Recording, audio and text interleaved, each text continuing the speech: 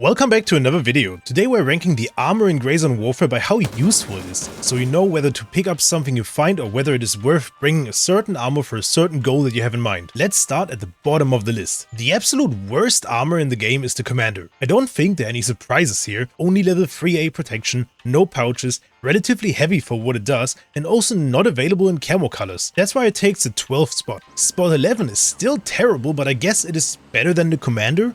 Spot 11 is taken by the Covert Tactical Body Armor. It basically does everything the same as the Commander, but weighs just a little bit less. Let's move on to number 10. In the 10th spot we have the CGPC-3 TQS. This is the first armor where I actually have a recommendation on when to use it. It is still only level 3A protection, but this time it has 9 slots in its internal pouch and it also weighs much less than the others. It does cover a little less area than the armors before it, but it's still good enough. You can pick this armor early game if you want to be a kind of sniper. It's very lightweight, making you more mobile to reposition after shots, and the internal pouch allows you to run this without a belt or backpack, as sniper magazines only take up single slots. In the 9th spot we have the Spectre. Now the Spectre is a piece of armor that you can't buy, but you can find it in UNLRA crates in early game areas. It comes with all the qualities as the previous armor, except that it weighs even less, but also only offers 6 internal pouch slots. With a bit of clever inventory management, it can make for a great early game sniper loadout that allows you to be very mobile, as it is the lightest armor in the game with a weight of only 1.48 kilograms, which is about half of the previously mentioned CGPC-3. The material is only aramid, so don't get hit too often as it will quickly break.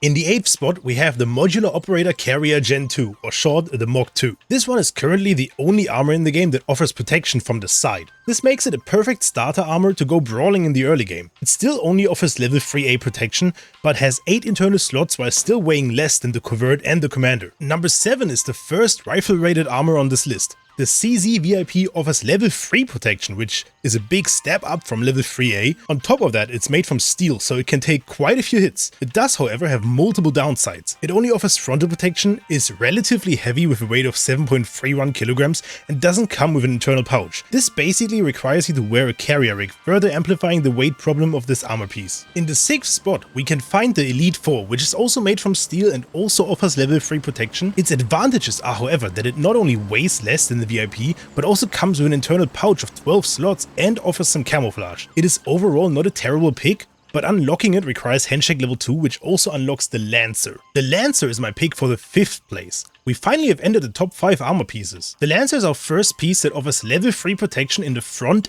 and the back. This comes at the cost of being the heaviest plate carrier in the game with a weight of 9.55 kilograms. At least it comes with a pouch of 8 slots and pretty extreme durability because of being made from steel. This is my go-to option for mid-game armor pieces if you haven't heavily invested into doing missions with Turncoat. Speaking of Turncoat, at level 2 he starts offering armor pieces which give you access to buy the Panzer 2.0 that is taking the 4th spot. It offers basically the same protection as the Lancer, has more internal slots with a total of 9, and weighs more than 1 kilogram less. This comes at the cost of durability because it's only made from ceramic. In my opinion though, the durability is still more than enough to elevate the Panzer over the Lancer. Number 3 is the first piece of armor that offers level 3 plus protection. The 6B23 is not only level 3 plus, but also covers more area than any other piece and is made from durable steel.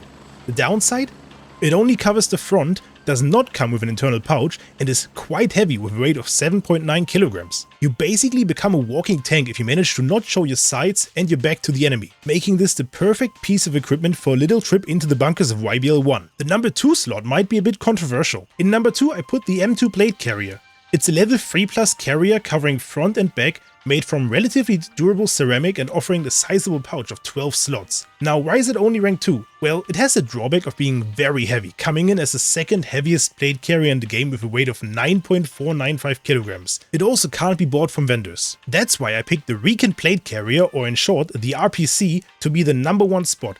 It offers the same protection level, also covers the front and back, but weighs in at only 5.6 kilograms, making it even lighter than many of the worst protected mid-game options. The downsides are not massive. Its internal pouch is still big enough with 9 slots, especially when you consider that in the late game you have huge backpacks and belts available. Its material is a bit weaker than what the M2 offers, meaning it will take less bullets before being destroyed, but from my experience it is still more than enough to get the stuff done that you need, and more often than not, mobility will keep you alive more reliably than armor protection. That's it for my list. Don't forget to subscribe and tell me your opinion down in the comments. Cheers guys.